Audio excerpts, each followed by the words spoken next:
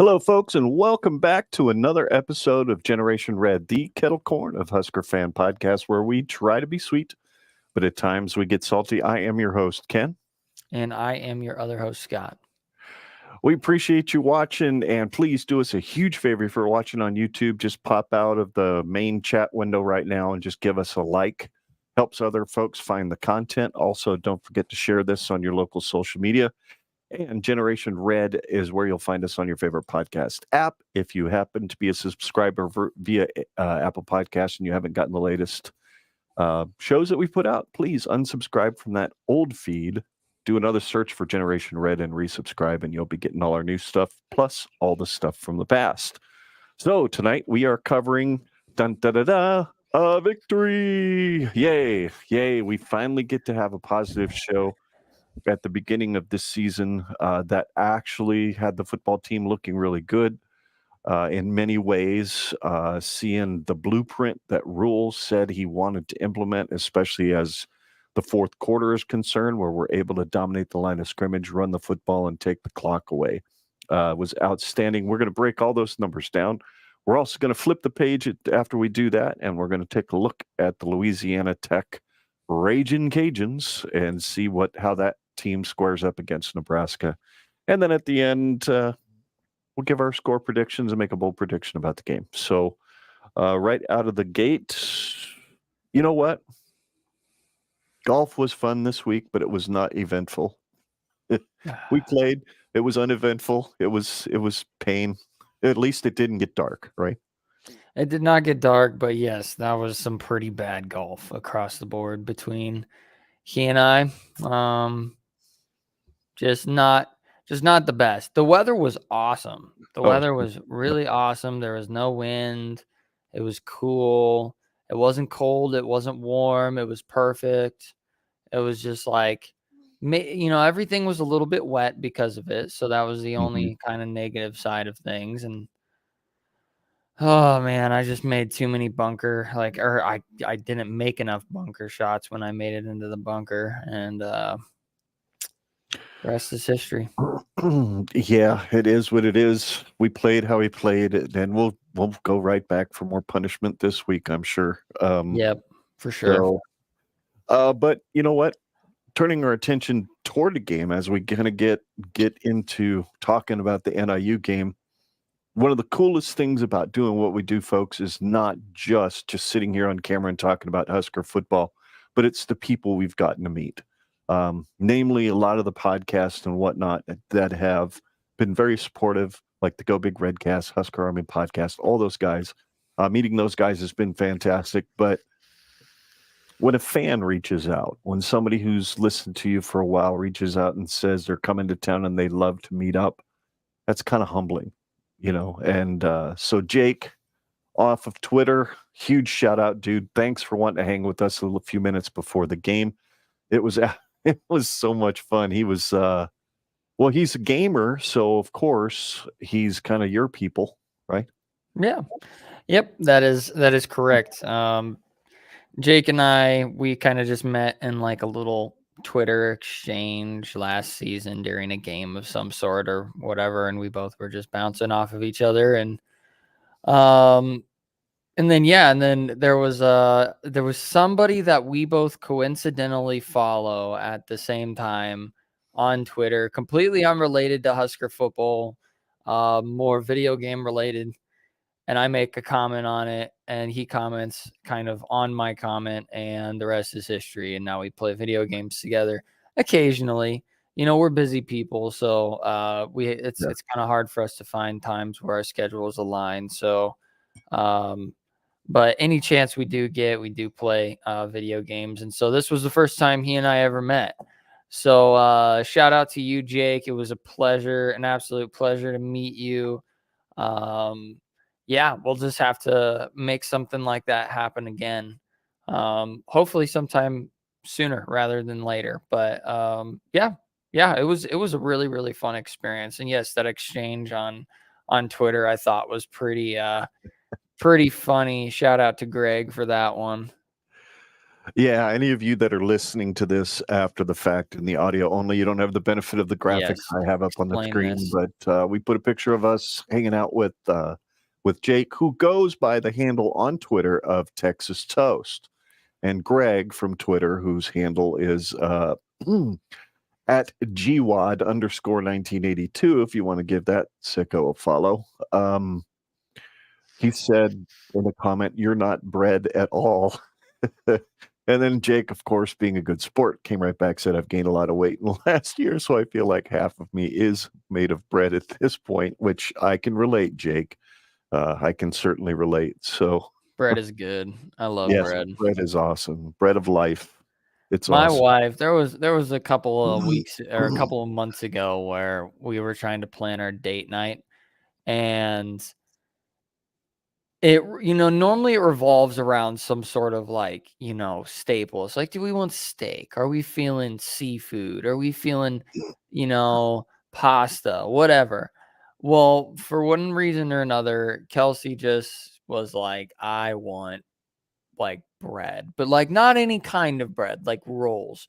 She wanted to go to a place that had rolls. So of course we went to Texas Roadhouse and Oh, God, um those are good rolls, too. yes, we ended up getting 2 orders of it, and steak, so it was kind of a win-win, but, um, yeah, no, those that I can understand the being made of bread part. That's something that's, a very, very cherished part of life, but yeah. No, it was a good time. It was a good time meeting him for a little short bit there. Yeah, it was. He's a good dude, nice guy. Just said he really appreciated the fact that we were as friendly to him on Twitter as we were. Apparently, I'm guessing his past is not too pretty when it comes to dealing with people on Twitter, because Twitter is kind of a melting pot of shitheadery, for lack of a better term. Mhm. And especially amongst fellow Husker fans, it seems to get really vitriolic very quickly. So, but there's really nothing bad technically to talk about the game from last night, so we'll move on to that. Alright, It was sounds a little good to bit me. rough in the first half, but as I look back at the stats, the beauty was Nebraska scored in every single quarter. 7 points in each of the first 3 and then 14 points in the fourth quarter, which signify exactly what Matt Rule talked about all along. Get to the fourth quarter, the game's close, or you've got it in hand and you just run the ball and take time off the clock. And the 11 points NIU scored was in garbage time against probably third, fourth, maybe fifth string defenders. Because I didn't see a whole lot of the guys that were out there for most of the game on defense out there at that point. So there Yeah. was a few idiots on Twitter that were just being idiots and talking about how this is unacceptable. We'd held them to 3 points for 3.5 quarters. The defensive coordinator screwed up, blah, blah, blah. And I'm like, wow, we will find anything and everything to criticize about this staff if it's at all possible.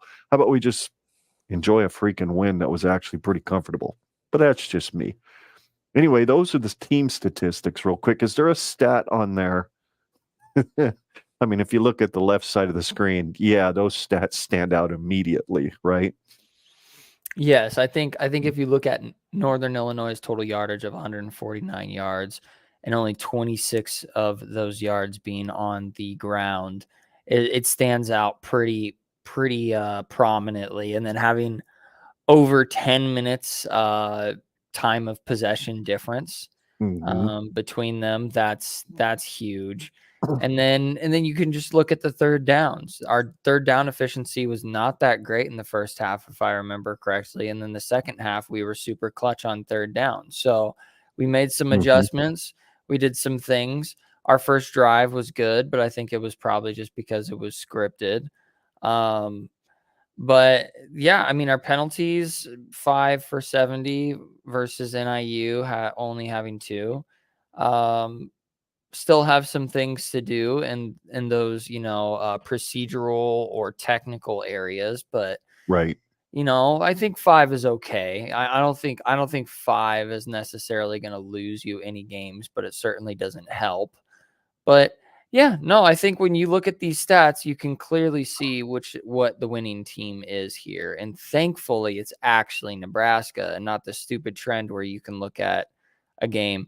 Maybe not at this level. I don't think I've ever seen Nebraska lose a game with this kind of stat line Mhm. like difference. But yeah, do you have any stat lines that so I named quite a few. Are there any other ones that may or may not stand out to you? Um, I love the fact that the offense, and I did not write down necessarily the attempts difference between passing attempts and rushing attempts. I believe it was 42 rushes to 24 passes by Nebraska's offense, Yeah, it was and I something love like that. that. I love that. It Redcast Rob put something out on Twitter last night about 24 rushes or 24 passes compared to 42 rushing attempts. This is me right now, and it's a picture of Tom Hanks on a GIF of Tom Hanks on Castaway, and he's bent over, basically no clothes on, and he's cleaning something, but his arms going like this. So I was like, "Yeah, Oh that's Rob for god. you." Yep, that's old red But yeah, cast Rob. that one stood out to me. The fact that we averaged 5.1 yards per carry between all the rushers on the team. Mm, Even though that offensive line, from our vantage point, looked like it struggled to get a push for a lot of the game, but when they did, they made things happen, and the backs got through those holes, and the running. Obviously, the quarterback Heinrich he ran so hard, and it was so fun to watch. So there you go. Those are your team statistics, folks. I'm not going to read them all off. That gets boring. But we'll ooh, move on. I do wanna Go ahead. actually say there is one statistic that I don't think either one of us went over that I think is something we need to credit these guys. Um, Turnovers. Mm, You can look and you can see one turnover that we lost, yes.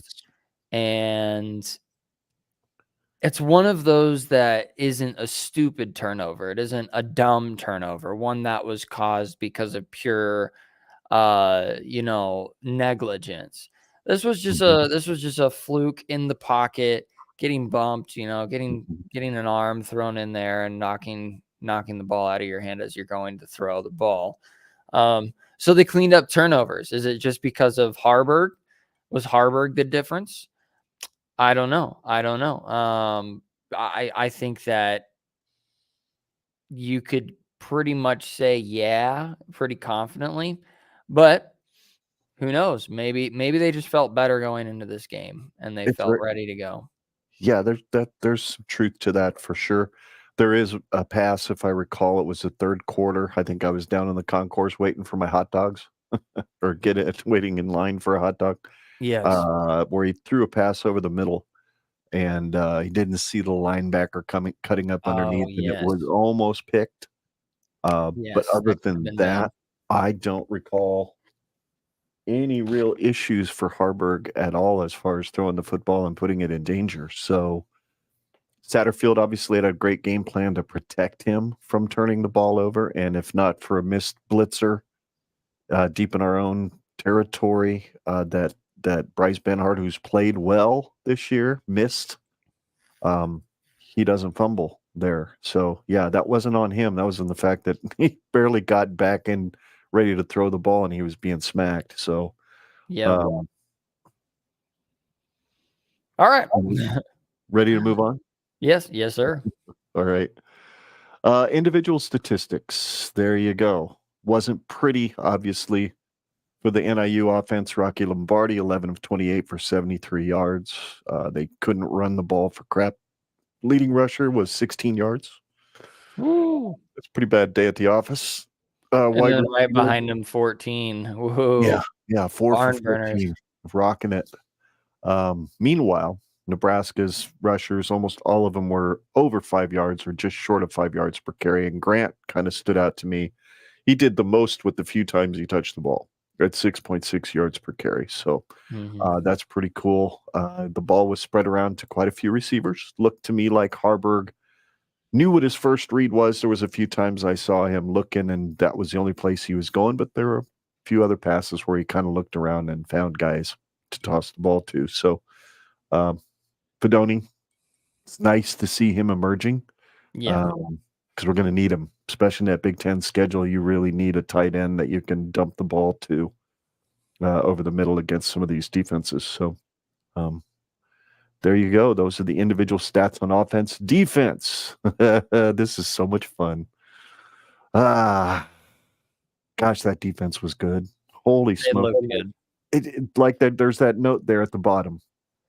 NIU did not reach 100 yards of total offense until 2 minutes left to go in the game, or right around there. And that was only because, we weren't running the black shirts weren't out there playing. Even the guys backing up the black shirts, I don't think were out there playing. Maybe Wright. I think he came out when he got that interception. That was when the scrubs were in on defense as well. So, but yeah, 23 defenders for Nebraska registered a tackle. 22 defenders for NIU also registered a tackle, which was probably smart. They probably didn't want to run the same 11 guys out there in that atmosphere. So, No. and they got a pretty good defense. They were pretty dang salty. The one coming in next week, not so much, but we'll get to that here in a few minutes. Rest of the team, besides the top 3 tacklers for Nebraska, combined for 39 tackles, 17 of them solo, 3 sacks, 2.5 tackles for loss, and 2 passes defended. So there we go. That's our defense. Anything there other than how well our defense played? Is there anything that you saw that our offense really took advantage of on their defense? That our offense took advantage of on their defense. I would say that it was just our overall size and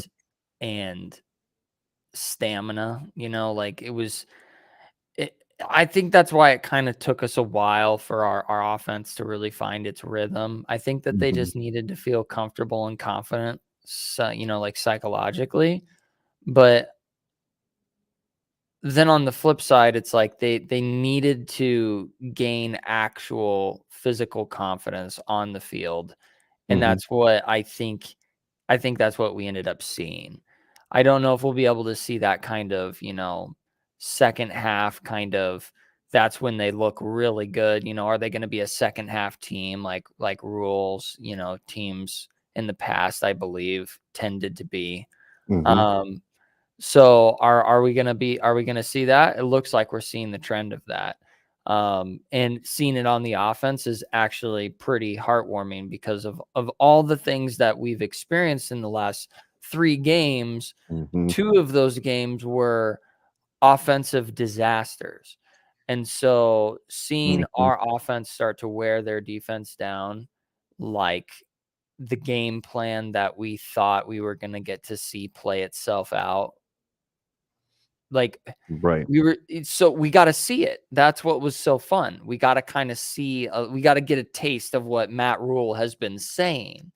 And I mean, NIU, I'll give them credit. You make a good point. They came in, they looked salty.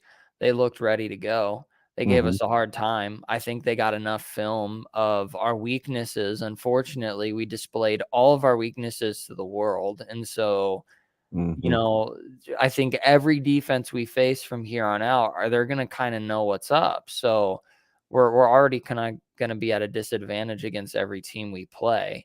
And so we shut Rocky Lombardi down. I will say that on our defensive side of things, we shut Rocky Lombardi down. That's what I remember talking about before when we were previewing this game. We needed to see what Rocky Lombardi were we going to see? Were we going to see a guy who was unproductive and was turnover prone? Well, we saw a guy who was unproductive and for the most part was not turnover prone, but did throw that one pick. So good on our defense. Our defense, you said it, you wrote down there. And like, for those who are listening, and I'll reiterate, NIU did not reach 100 yards of offense until 2 minutes left to go in the game against our third and fourth string defense. Like, I remember mentioning that exact kind of stat line to you. after the game. I'm like, I'm pretty sure they didn't reach 100 yards until there was like 5 minutes or so left in the game. Yep. And I'm actually shocked that it was 2 minutes left.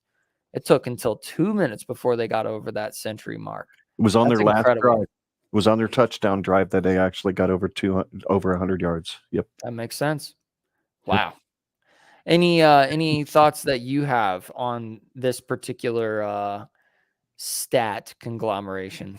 That Tony White deserves a raise. Yes, At the end of this season, if somebody's courting him and wants him as a head coach or wants to bring him to the SEC or something as a defensive coordinator, we need to pay the man, keep him around, because he's clearly a dynamite teacher, really good at getting the concepts communicated to these guys, these kids that have hung around with the program for 3 or 4 years and 2 defensive coordinators before Tony White showed up. Wow, just amazing what he has accomplished. I believe I read somewhere that Matt Rule at his, I was watching the press conference last night, and Matt Rule had credited Eric Shenander, Bill Bush, and linebackers coach Barrett Ruud for teaching these guys how to tackle and for being so good at developing these guys to where they were ready to be molded into this defense. You don't hear that very often from a new coach, giving credit to the previous coaches, and it's really refreshing. So that's pretty cool. That's pretty cool. That's what stands out to me. Special teams wasn't what I would call special, but it also didn't hurt us, right? Other than Kemp catching that punt inside the 10-yard line when he shouldn't have, there really wasn't anything on the special teams that bothered me. Buschini did his job. Wasn't spectacular. Wasn't awful. Tristan Alvano made every extra point. Never had to attempt a field goal. So God bless them. Special teams were good. Theirs were good enough, right? They did what they needed to do. So I have a question for you. Yeah. So far in 3 games, one thing we need to be thankful for as a fan base is how solid our special teams has been in 3 games so far. Night and day difference between years past. I thought last year's was pretty good, better than it had been in years past. So it improved. And then the improvement this year so far has been good. I would say that my litmus test or like the, what would it be, like the crucible for this special teams unit, like the moment that it's going to mean the most is going to be in 2 areas. One, when we're tied and there's less than a minute to go and we get in field goal range, is Tristan Alvano going to be clutch enough to kick a 50-yard field goal to win a game, a walk-off field goal? And then the second thing is, if we are winning a football game by 4 points, right? And we are at our, we're at midfield, we're at the logo, right? There's a minute and 5 seconds left. You need Brian Buschini to punt that ball inside the 5. It needs to be a 98-yard field for that opposing team, so they can't go drive down the field and win a game. Colorado did to tie the game last night. Exactly. So those are those 2 moments in this special teams unit where I'm going to judge and be like, are they an elite special teams unit or are they just really good? Because, I'll give them credit. If they can't pull off a super clutch final game moment kick that's 50 plus yards, that's a hard ask for any kicker. Same thing with a punt. Getting a punt to corner out or get it to where your guys can ground it right inside of the 5. I mean, those 2 things are very difficult to do. So if you can't do that every game, I understand. But if we see any one of those moments this year, I'm going to be just thrilled. I'm going to be over the moon. So I'm very proud of them where they're at right now, and I will forever be grateful for special teams units. I'm going to say this until the end of eternity. I really hope, 15 years down the road when we're still doing this podcast. We've won a couple national championships, and we have a whole new generation of Husker fans that are listening to podcasts that, let's say they were like 2 or 3 years old when our greatness began, which is now, obviously. And they, they're going to look at me talking about special teams, and they're like, why is this guy so hyped about our super elite special teams units? Like, dude, they bombed 65-yard field goals, like Right. who gives a crap about this? Why is he always talking about it? It's like, you don't know. You don't understand. You don't know what we've been through. So, this next slide is one that, there you go. One big moment. Now, we wanted to talk about this. What was the moment in the game where the game turned?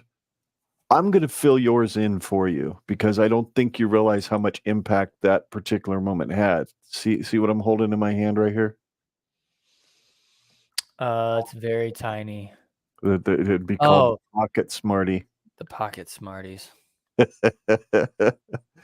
I had a whole pocket full of Smarties, folks, and I was really giving good. them out like a Pez dispenser. Well, at least a couple of them anyway. And that was at a moment in the game where I think the offense made a turn. But did you have one of those moments that Nebraska accomplished or that NIU accomplished that maybe could have turned the game or did turn the game? Obviously, nothing turned for NIU, but this one's mine. I mean, you could take – I really wanted to take that sideline pass that Harburg threw to Fedoni, I believe, for a third down conversion in the third quarter. That was really crucial. That was a big moment because I think we went on to score on that drive or flip the field, one of the two. But this one's mine. The crucial moment in the game was, oh, crap, here we go again after we fumbled inside our 10-yard line.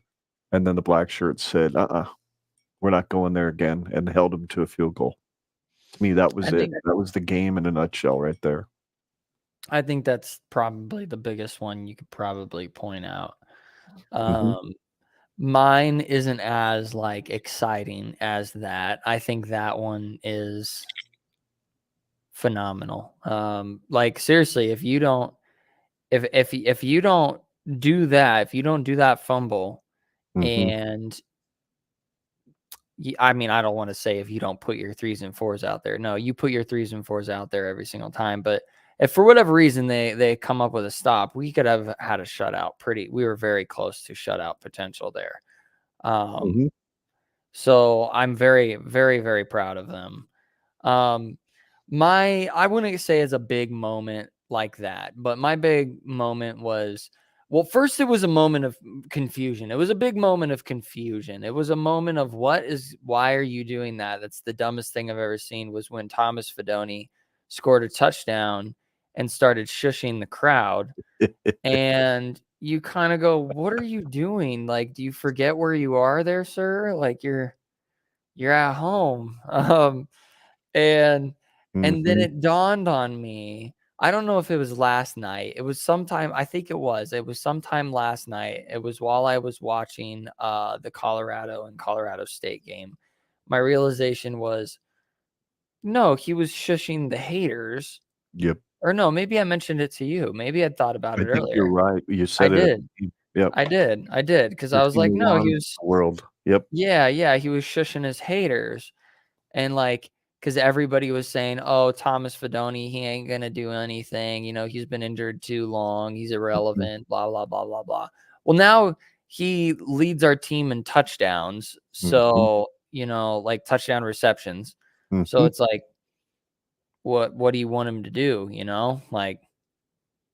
He's doing some things out there. So him shushing his haters, I thought was kind of fun. It was a little bit braggadocious, a little bit more bravado than I would normally condone. But that dude's been through a lot. If he goes through all the injuries, or if he, the injuries that he has gone through, if he is able to pull through and continue to grow as a football player and become more and more successful, I'm going to be so proud of him. I'm going to be proud of him regardless, but my goodness, that would be Athletic. awesome.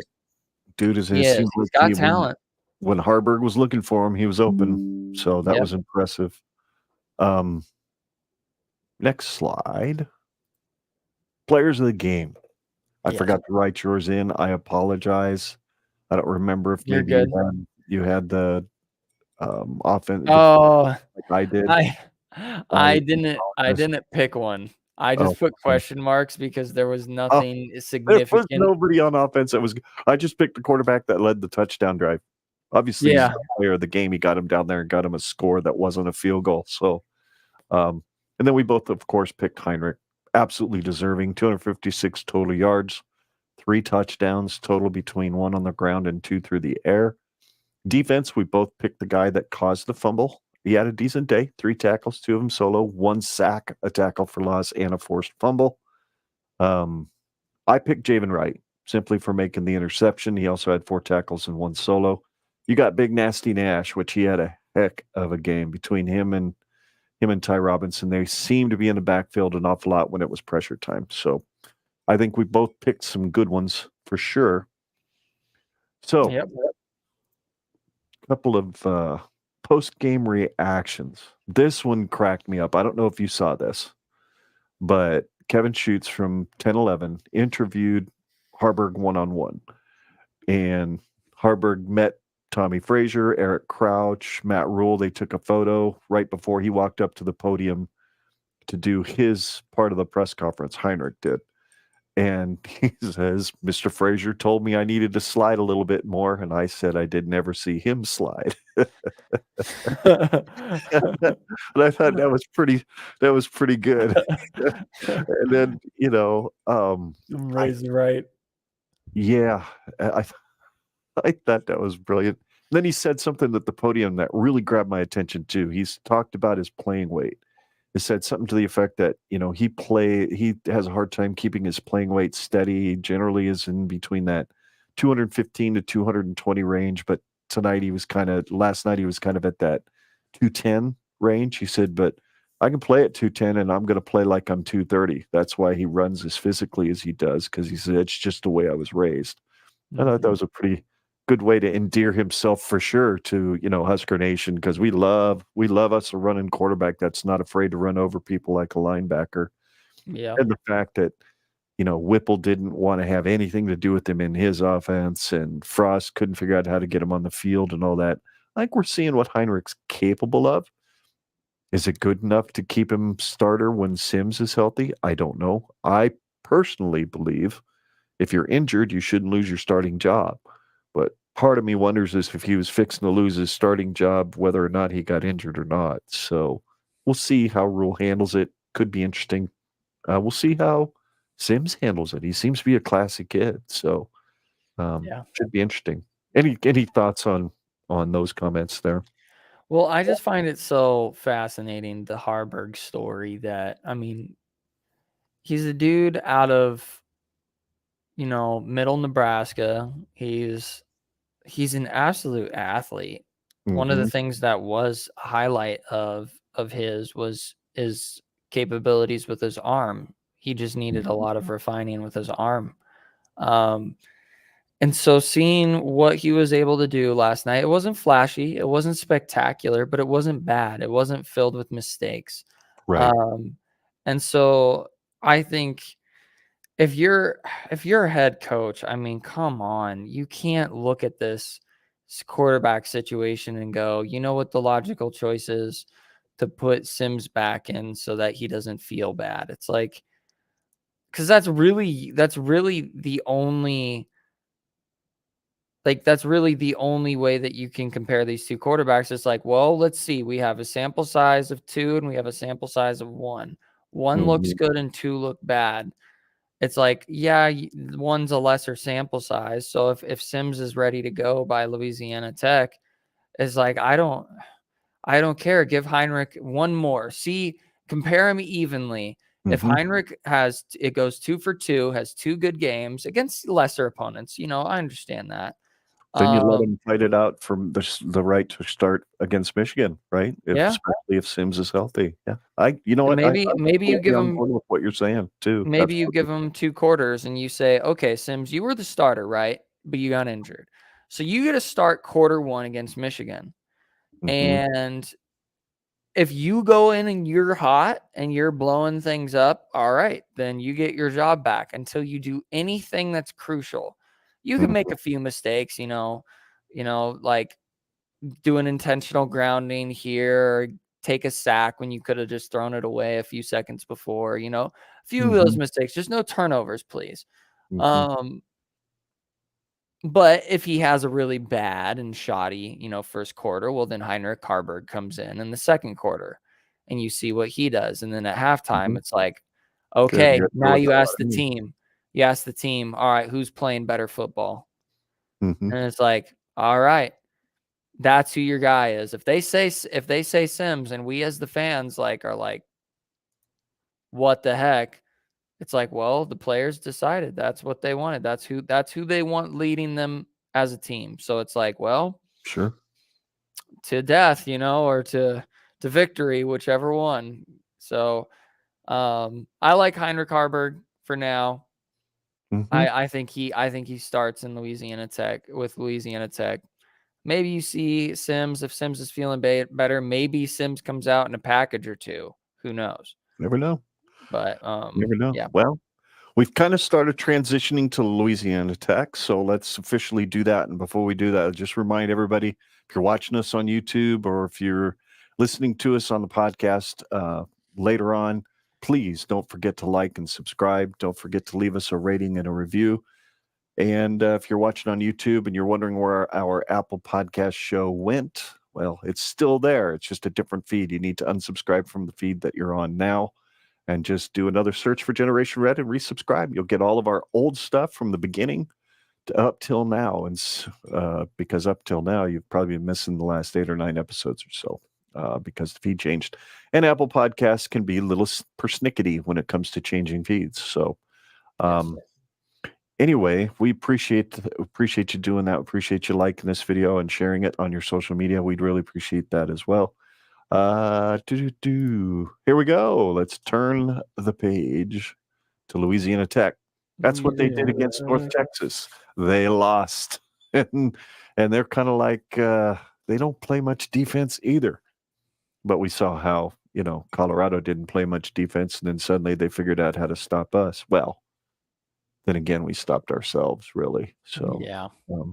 but there you go. Those are the numbers for Louisiana Tech on offense. It gave up 32 first downs on defense while only generating 21 of their own.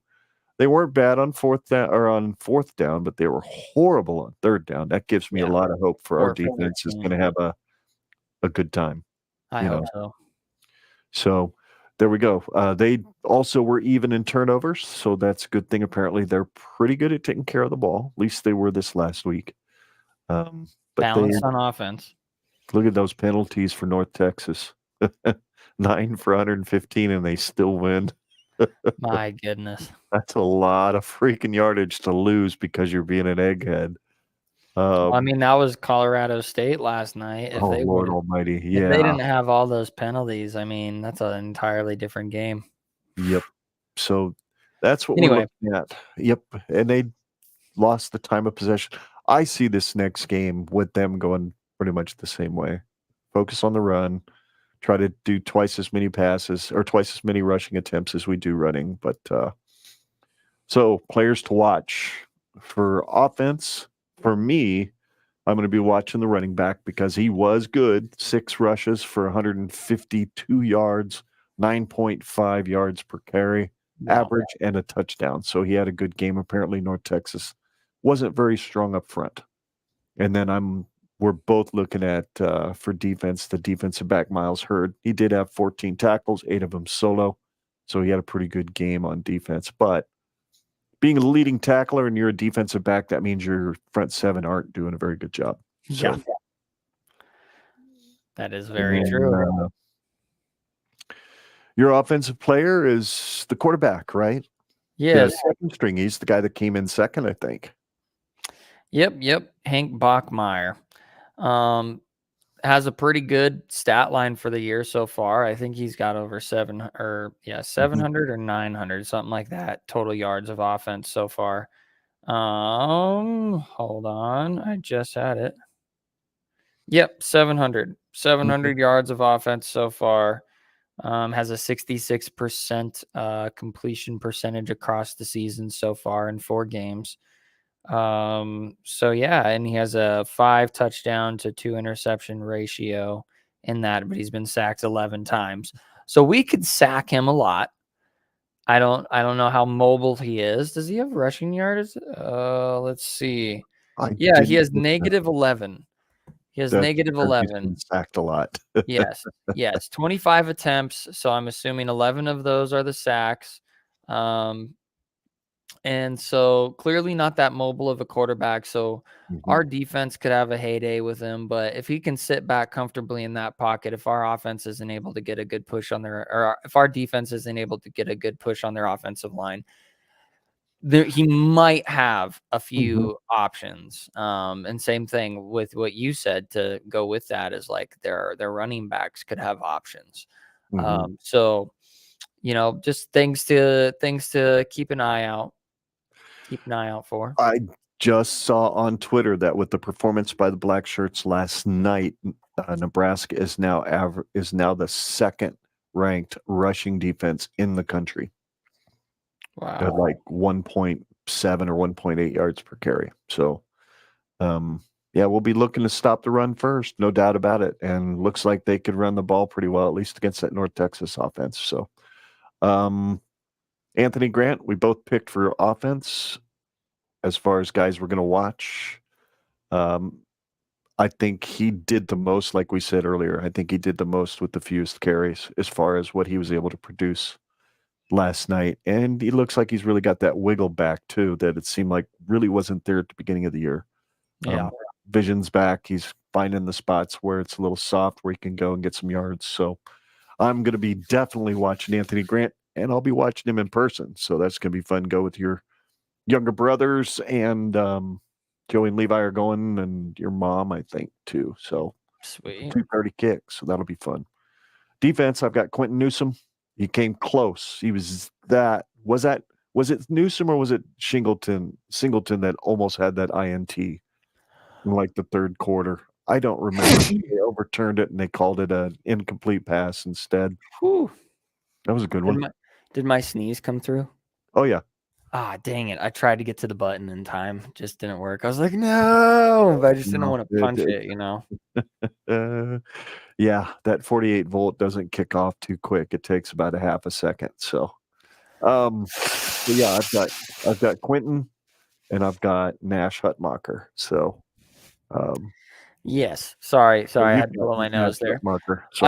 I've got Nash Hutmacher as my guy just because it's like, is he going to be able to create more pressure on their quarterback? Is he going to be able to stuff their running backs and get some TFLs and all that stuff? So I'm looking at our defensive line. Are we going to be able to dominate their offensive line? So that's just my theme, I guess. So, yep. We will see.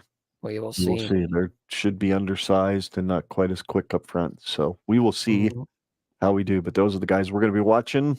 And these are our bold predictions, starting with you, Scott.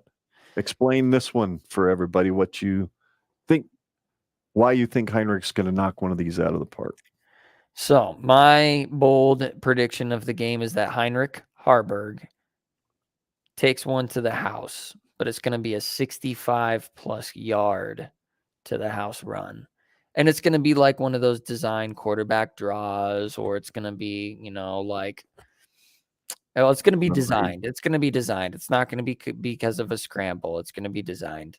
I think he's our starter. And I think he got a lot of confidence in that game. And I think you're going to see a big jump from game 1 to game 2 with him as our starter. I think we see a lot more productivity out of him. And I'd say he gets over the century mark with his rushing yards. I mean, with this one stat line alone, I mean, that accounts for 2/3 of that stat line. So that makes a lot of sense. But Yeah, I think he takes a step forward, quite literally, and takes one to the house. Alrighty. Well, then the next slide there is your score prediction. Yes, my score prediction for this one is Nebraska wins steadily, and we win 38-10. And it's once again one of those situations where we're actually winning like 38-3, and our defense is once again challenged with being, third and fourth stringers going up against their starters, and you have to make a stop, and they don't do it again. So, but Alrighty. this time, Louisiana Tech takes the extra point. They go PAT. They don't go, 2-point conversion for one reason or another. I mean, hey, good practice for NIU, I guess. Get Sure. those 2-point conversions in live game situations. That's right. That's right. Get them all you can. So, obviously, with 38-10, you're predicting that Alvano hits a field goal. Do you think he gets a shot at something that's fairly long in this game and gets a little confidence by kicking something 40-plus yards? Yeah, I think, let's say it's going into the second half. Maybe this is a secondary bold prediction.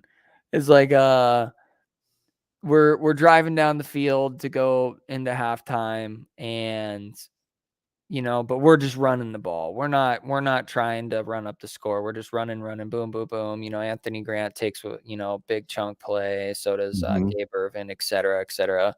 And then it's like, okay, there's 2 seconds left. We're on our, we're at the 20. We're almost in the red zone. No. Let's say, because you're like, yeah, he needs to bomb one.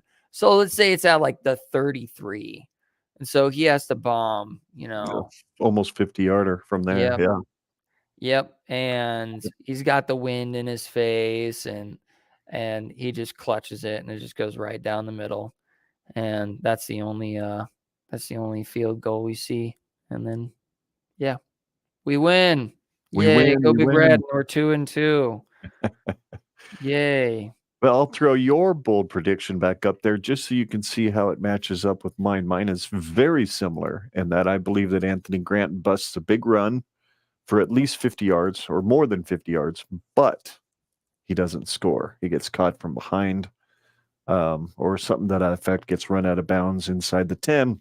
So, and that leads to my score prediction, which is just a little different than yours. Another 7 points and a single point less that the defense gives up. I don't think I think they're going to be pissed. I don't think the third and fourth strings are going to take too kindly to the fact that they scored on them this last week, and they're only going to give up 3 field goals in this game. But they're going to score 45 points, and I think Tristan Alvano will kick one from, let's say, outside of 35 yards, somewhere between 35 and 40-yard field goal. So that would be my secondary, if you will, bold prediction. So that, my son, wraps up. That's how you do it, I guess. Yeah. It wraps it all Look at us. up. We're making good time here. We're doing all right. It's better than what we normally do, right? For sure. Usually we get to yak, and next thing you know, it's an hour and a half. Well, that's usually when we got the cousins, because they won't stop freaking arguing. So true. So closing things out. I meant to mention this earlier. I wanted to put Dakotas Crawford as the offensive player for Louisiana Tech that I was going to watch, but then when I looked at the stat line and I saw absolutely 0 stats for Dakotas, I'm like, probably not going to see him on the field. So maybe he played yesterday, but he just never registered a stat. So, yep. But fun facts. Go ahead. I know you've got an interesting one that everybody's going to be fascinated to know.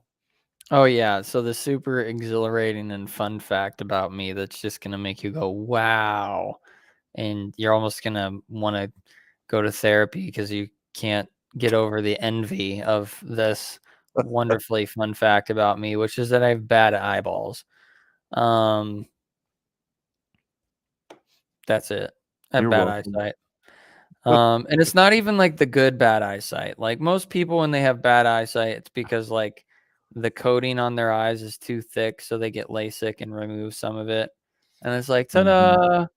Well, I have the opposite problem. I don't have enough flesh on my eyes, so I have to like essentially acquire a dead person, a cadaver, and I have to retrieve the skin from their eyeballs, and I have to skin graft eye material to my own eye in order to fix the problem.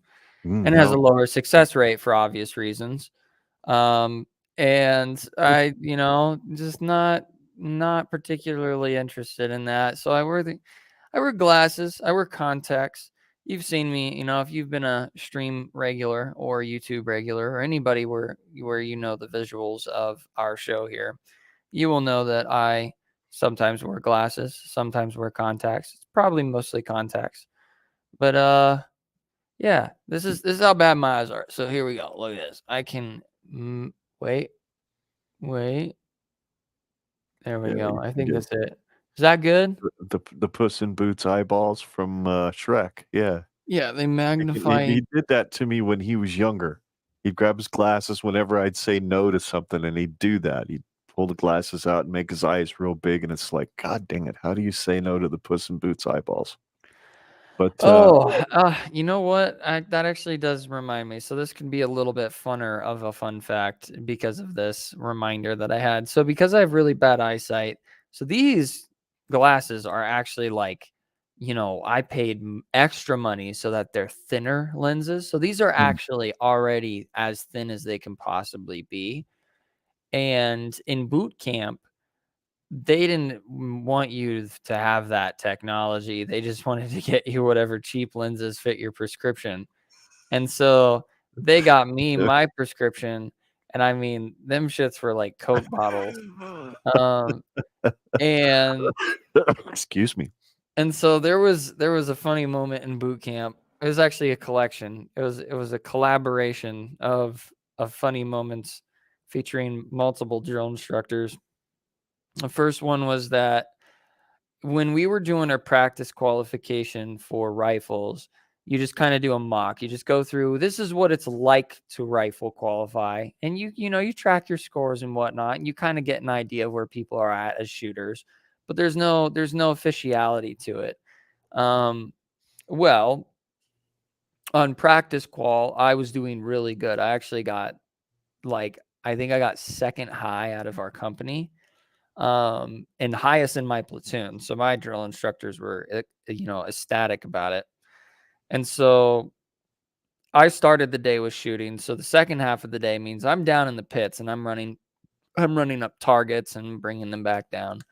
And my drill instructor, Sergeant Triple, he comes over and he's like, what the F, McCone? I heard that you somehow got platoon high in shooting. Like, where'd that come from, you goofball or whatever? Because he just thought I just looked so strange. Like, I just looked like an alien to him. I don't know what it was. He thought I was like a lizard person.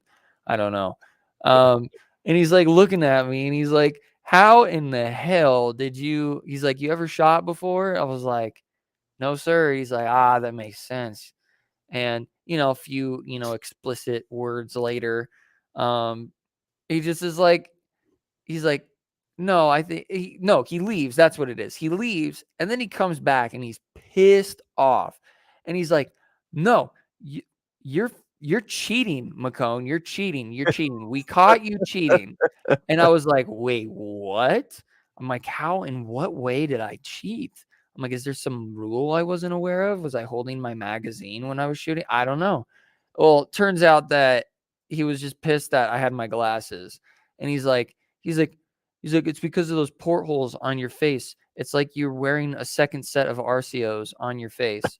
So you have two scopes, which I believe disqualifies you, and we're gonna have to drop you from boot camp. Because that's Just being an contraband. He's like, you're gonna have to take off your portholes when you shoot McCone. Is that gonna be okay? Just like, and I'm like, no, sir, that won't be good. Well, then he goes, people might die. and then he puts me on water jug duty, which is the worst possible duty you can have working down in the pits, because literally all you are doing is walking back and forth with 2 5-gallon water jugs and asking recruits if they need their canteens refilled. and you just go back and forth, back and forth. There's Mm. no stopping, and you do it like all morning or all afternoon. So they'll rotate you out, of course, but somebody's got to do it. And so I'm sitting there doing canteen duty, and he starts bullying me about my glasses. And then he's like coming up with all these crazy ass like metaphors and stuff because he was clever like that. And he's like, hey, McCone, what do you think the time is right now? It's probably getting close to chow. I bet you think it's close to chow, don't you? What time do you think it is right now? And I said, and I even remember this, I said 10:55. And he looks at his watch and he freaks the hell out because I guess the exact time, because we're not allowed to know time in boot camp. Right. There's no clocks anywhere. Nobody has watches. You are completely oblivious to time. You go back to the tribalistic ways of our ancient ancestors of just looking at the damn sun and being like, well, that looks about that-ish time. So I guess it right. And then he's all pissed off and he's like, what do you think we're going to have for dinner tonight then, McCone? And I was like, he's like, well, you're obviously thinking about chow. So what do you think you're going to have for chow? And I was like, a sack nasty. He's like, well, of course you're going to have a sack nasty. You always get sack nasties, you dumbass. He's like, what do you think you're having for dinner tonight? And I was like, chili mac. And of course, at the chow hall that night, It was chili mac. there was chili mac. And so I was called Recruit Nostradamus from that day forward. And so there would be other drill instructors that he would entertain with my wizardly ways. And so if I'd be leaving like class or leaving somewhere or whatever, I'd be running out and they'd be like, Recruit Nostradamus. And I'd be like, and it wouldn't register at me at first. It took me a while to register that as my name. And I was like, shit. And then I'd go run to them and they'd be like, Recruit McCone. What's the weather like going to be next week? And I'm like, hot as fuck, sir. And and then I got in trouble for that because I'm not supposed to cuss as a recruit because we're good Christians as recruits. We're not allowed to cuss. Oh, that's great. That's a great story. I'm glad you thought of that. Yeah, so that's I guess that is a fun fact. I'm glad I went off on that little story time, but yeah. So that was one of my highly boring. Oh, and it turns out that my coworker, I won't name names, but I have a coworker who, I've told you this before, but I'll say it just for podcast entertainment. I work with a guy who was in boot camp exactly a year later than me and had my drill instructor, Sergeant Tripley, and had him as his senior drill instructor as a staff sergeant. So he got him promoted and he was a senior. And when I told him this story, he was like, that is the most Sergeant Tripley thing you could imagine. So he thought the story was even funnier. And I was so thrilled to be able to tell him this story because I was like, that's very cool. You will understand this level of humor this man had. He was a funny guy. Oh, that's great. Oh my gosh. Anyway, what do you got, sir? What's a fun fact about you? Well, I've said it before on the show the last couple of weeks. This new Blackstone Grill and I are becoming very good friends. And while I have not made that lime honey pork chop situation yet, I really want to. I just haven't done it yet. I did get to put some salmon on that thing, and I am not a salmon fan by any stretch of the imagination. I've had smoked salmon before that our mutual friend Steve Baumgartner has made, and it was outstanding. So I started kind of getting into eating some salmon more over the last few years, and we put some on that Blackstone. And I'm here to tell you, it didn't have a lot of seasoning on it. It had some special stuff that your mom found that specifically, I think, for salmon. Had a little zing to it, but it wasn't very salty, so I had a touch of salt, and oh my goodness, salmon came out really good. So that's it. Next will be the lime honey pork chops, I hope. Oh, I did make, I don't remember if it was before last show or if it was this, I think it was this last week. I did make Philly beef sandwiches on the grill. Oh, you did? Yeah, I didn't do steak. We had some extra ground beef that your mom had pre-cooked, like 2 pounds of it.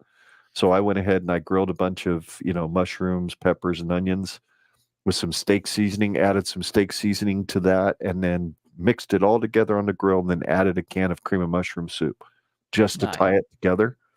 And Yeah. then I had some ciabatta rolls that we bought, and I spread butter on them and put some garlic salt on them, and that was the toast. And that we put the, and then I melted the cheese on top of the meat before I separated it out into portions. Yeah. Melted Of it. Yeah, course. they came out really, really good. So yeah, Yeah. cannot complain. I love the Blackstone. There's so much you can do with it, and yeah. Stay tuned for more Blackstone escapades, I suppose. Yes. Yes. I'll have to make a steak on there sometime. You won't be sorry. You Yeah. won't be sorry. I'd like to So, try that. I think that pretty much wraps us up, my son. Where can folks find Perfect. you out there on the old socials? Yes, you can follow me on Twitter at ScottGenRedPod. That is Scott with 2 T's. The second T is silent. I was not active on Twitter during this last game, mostly because I was at it and I had no reception. Like normally I can get a little bit of Mhm. scrap, bottom of the tin can, beggar, just a little There was bit, nothing. Even the Wi-Fi something to was really refresh. wonky. Yeah, usually I can at least refresh Twitter once every 3 to 5 minutes, but no, I got nothing. So, you should see me, get a little bit more active for this next game because I will be watching it from home. Maybe not from here. I'll be out of town visiting the in-laws, but yeah. Follow me on Twitter, shenanigans and all that and whatnot. So strap yourself in. That's right. And you can, of course, follow the show at GenRedPod on Facebook, Twitter, and YouTube, and then Generation Red on your favorite podcast app. If you're tuning in a little late, uh, we have an issue with our feed on Apple Podcasts. So if you're not getting the latest content on Apple Podcasts, just unsubscribe from the version of Generation Red you're listening to now. Do a new search, find us, and resubscribe. You'll see our ugly mugs on our new album artwork. That's how you'll know it's the new feed. Yes. So genredpod.com is our our website where you can click on all of our social links as well as watch all of our old shows or listen to our old podcasts. And genredpod@gmail.com is the email address for any comments, questions, or suggestions for the show. If you want to be a guest, send us a message and let us know. Or send us memes. Yes. Send us a good meme. We might Good feature it memes on are the show. awesome. I like memes, and I'll share them on the show. Yeah, send us Absolutely, we'll share memes. them on the It show. doesn't even have to be in the email, but please send it to the email so that we have a reason to check it. But otherwise, send it on Twitter That's right. or Give us a reason to check our Facebook. email, please. Yeah. Send us your memes. They don't have to be Cornhusker related. Just please, no nudity. Yeah. No certain pics. We don't need those. Yes. Anyway, for Scott and myself, together we're Generation Red. We really appreciate you watching. And we're here to remind you every single week that there is no place like Nebraska. Iowa's corn just sucks. That's all there is to it. That's all it needs to be said. It makes absolute perfect sense. Anyway, until next week when we cover the Louisiana Tech game right here, 3:30 p.m. Central Time next Sunday. And we'll be joined hopefully by Dave from Husk Guys. He plans to, so should be a fun conversation. And our buddy that you saw at the beginning of the show. If you didn't see it and you heard it, Texas Toast, otherwise known as Jake. We met him outside the stadium. He's planning to join us as well. Should be a fun conversation. So until then, good night and go Big Red. Go Big Red.